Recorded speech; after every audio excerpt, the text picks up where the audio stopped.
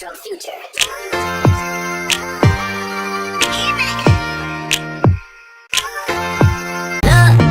Baby, won't you be mine? Hey guys, what's up? It's Savannah. Oop, I'm not in focus.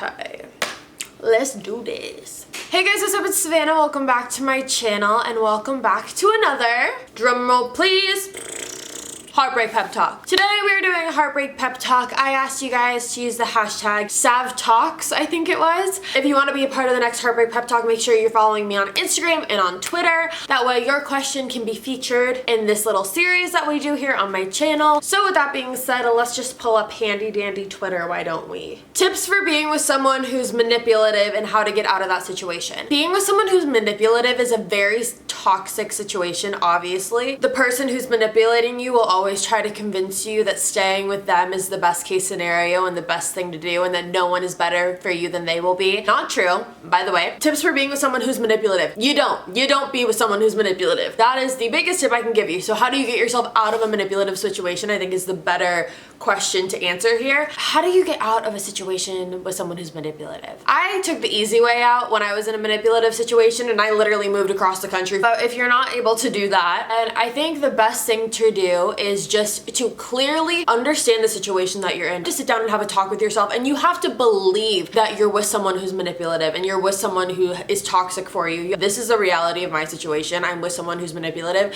and I need to get out of that situation because it's not what's best for me, because it's not what's best for you. You have to have that drilled in your brain going into a conversation with the person that you're with who's manipulative. And here's the thing, I used to be very manipulative, and I've also dated someone who's very manipulative, and we kind of bounced off each other because we were like so manipulative with each other. Take it from someone who was manipulative.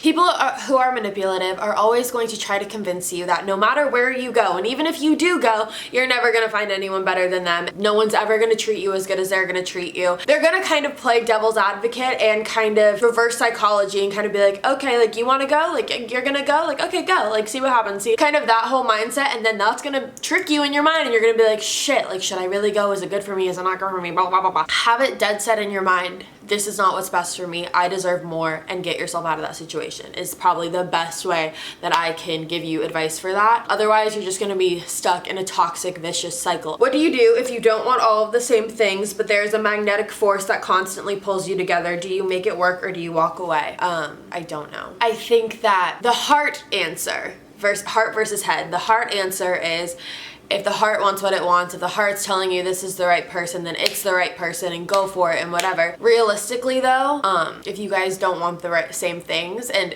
there's compromise. There's compromise in every relationship. There's bigger picture and then there's little things. So if it's like a little thing, then that's different. But if it's like a bigger picture thing, like I think if it's a bigger picture thing, like goals and future and things like that, that's something that really has to be reevaluated, and don't fantasize it up in your head. So I mean, at the end of the day, it's just, do you want to compromise on the things that you want? And you shouldn't have to. You shouldn't have to compromise on the things that you want, the things that you envision for yourself and your dreams and your goals and your aspirations. You should never have to compromise that for anyone. Next question is, will you always know if he or she is the one? I don't know.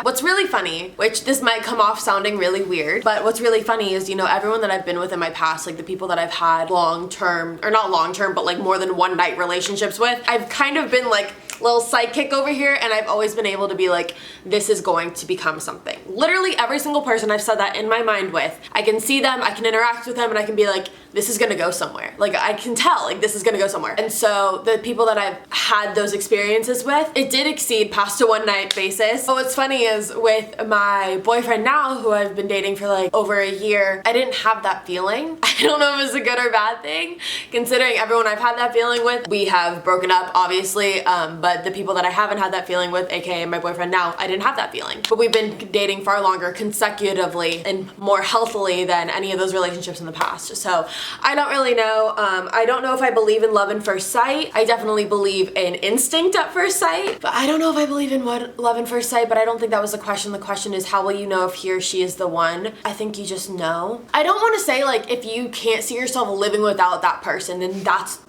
okay, then that's the one for you. Because I know in my past at the time, like I've been like, I can't live without him, and like I can live without him. Trust me. I mean, I don't know. I'll let you know though when I figure it out. At what point do you walk away from a relationship? Something that I've always talked about with my friends when talking about relationships and when talking about just in general, like when do you break up? You know, like when is the breaking point of when you're like, okay, like enough is enough. I like kind of always like to think like, what are you gaining? Like what are you gaining out of this relationship? If like you're not gaining anything, then I think it's time to walk away. If you're not, first of all, if you're not happy, big one. Second of all, if you're not gaining anything, if you're not growing, if you're not evolving as a person, if you're kind of just stuck, that's a big one. And if you just know, like you just know, trust your instincts and trust your gut. And this friend of mine from high school just reached out to tell me how proud of me she is for YouTube. I appreciate you. When you know, you know. Trust your instincts. They're not lying to you. If that makes any sense. I don't know if that was like answers your question at all. Because here's the thing, here's the big thing. Everyone is looking for, especially like when, is it the right time to break up? When do you break up? Everyone looks for a sign. Everyone's like, the next fight, that's it. If he does this or if she does that or like whatever, I'm done. Everyone looks for a sign. It's like if you're already looking for a sign, there's your sign. I mean, I don't know. There's dust on my camera. How do I leave the idea that they might actually treat me better or care more this time around? Honey. Okay. I've been there. I've talked about so many times how I've always been the type of person in relationships who's like, okay, like come back, like it's okay, like we'll fix it, I'll fix it, like don't worry, like I'm sorry I made you go cheat. I think the big thing is like, you have to ask yourself, like why are you giving this person so many chances? Like, yeah, obvious, like big one is like, I love them, like no shit. Because the type of affection and treatment that you're seeking from this person who time after time after time again is not showing you after so many chances is the same treatment and affection that another person will give you like that with no second chances. And it takes a while to get there. I think that's such a hard thing to understand as people is like everything is so temporary. And if you want it to be, it can be over like that. There's so many people out there. I think we forget how many people are actually out in the world because we're so stuck in a bubble. So stuck in a bubble. And because we're stuck in this bubble, we can't see past the bubble and we can't see that there's other people out there who wouldn't treat you like shit and who would care about you and who would treat you the way you deserve to be treated. And so it's like, that's what you have to think about. Why are you wasting your time on someone who doesn't treat you right? I don't know. Next one is, this is very personal, but here's a line from my writing notebook. I will always care about him, but is that enough if I'm not in love with him, but I'm in love with seeing him happy? Is it enough to love someone but not be in love with them to pursue a relationship? If I'm understanding this question right, then yes. Because if you think about it, most likely, more often than not, when you are getting into a relationship, because when you're getting into a relationship with someone and you're getting to know someone, it's either one of two things. Like A, you either don't know them at all really, or B, you like kind of know them, you're getting to know them, gone on a couple dates, but you're nowhere near in love with them. I know at least for me, like to be in love with someone is like, I don't know why I put air quotes there, but to be in love with someone, it's never been like an easy thing. It's always taken a long time.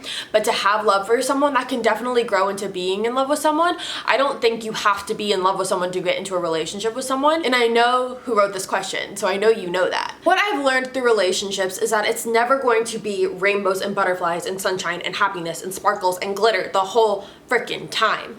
And I kind of had that expectation for relationships. I don't know why. I kind of thought it was like, it's gonna be perfect all the time. We're gonna love each other all the time. And you just don't. You don't. Sometimes you hate each other, but the key is you have to love each other even when you still hate each other. And you have to want to get through those rough times.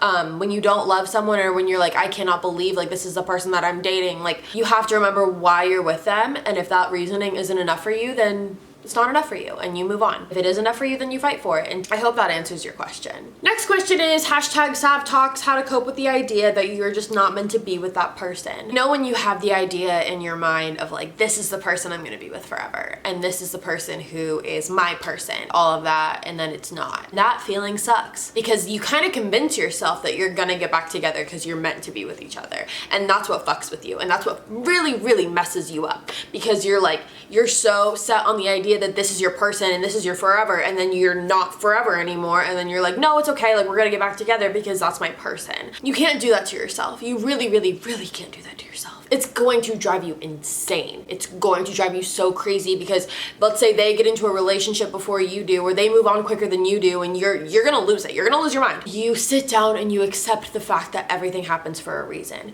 And you accept the fact that if that's not the person you're supposed to be with, that there's someone out there who is the person you're supposed to be with.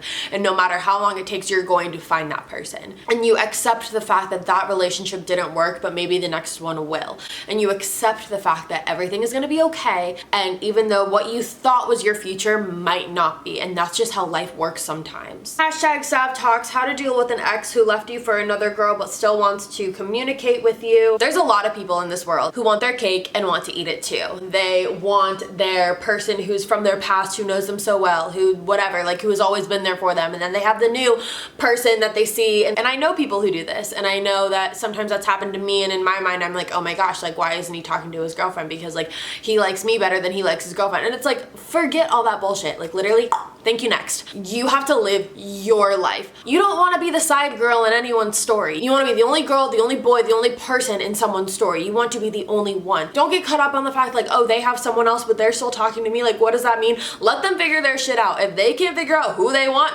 no. My whole thing is like, if you have to choose between me and like someone else, pick the someone else, because I'm not dealing with your bullshit. Hi Sav, my situation for the hashtag Sav Talk is that I literally cannot get over this guy. We've been friends for a while now, and we've repeatedly stopped talking so he could talk to other girls because he said he wasn't ready to settle down yet.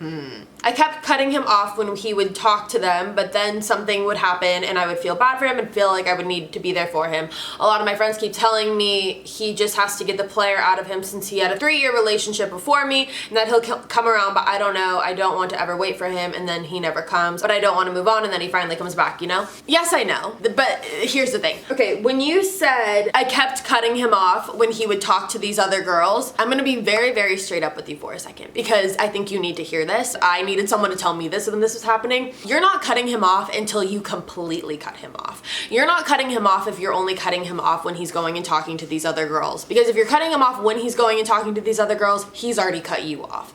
And you don't deserve that. You deserve someone who's not gonna cut you off at all. And you shouldn't have to be playing games with someone like this. If he was in a 3-year relationship before that, he's probably just not looking for anything serious. Never wait for anyone. You don't wanna ever wait for anyone, like you said. But also there's the fact that when you don't wanna not wait for him and then he's ready and you're not and whatever. And it's like, yes, but that's also waiting for him. You have to do what's best for you, and what's best for you isn't waiting around to see what his life schedule turns out to be. If he wants to fuck around with other girls, he can fuck around with other girls. And if you want to be one of those other girls, then you can be one of those other girls. But I personally think you deserve better. You don't deserve to be anyone's fallback. Because here's the mindset that this boy is in, let me tell you. He has all of these girls that he's talking to. He has all of these thoughts running through his mind. And then he goes and he talks to these other girls, and when that doesn't work out, he's like, oh, wait a second. She's still there. And so he's gonna go back and talk to you. But what you gotta do is cut him off, not only when he goes and talks to these other girls, but when he comes back for you. And if you wanna give him an ultimatum, give him an ultimatum. I believe in them sometimes I don't. It shouldn't take an ultimatum for someone to realize your full potential. That's my personal opinion. But I think you need to fully cut him off, and I think you need to go live your life. All right, you guys, that was the end of this video. I hope you enjoyed this heartbreak pep talk. I hope you got some advice, got some clarity, and all of that good stuff. If you're new to my channel, hi, my name's Savannah. I make videos 3 days a week, Sunday, Tuesday, Thursday. You should subscribe, join the family. As always, all of my links are going to be at the end of this video and in the description box below. Make sure you hit that subscribe button. Make sure you hit that post notification bell. Make sure you follow me on all my socials, and I will see you guys in a couple days. Bye, guys.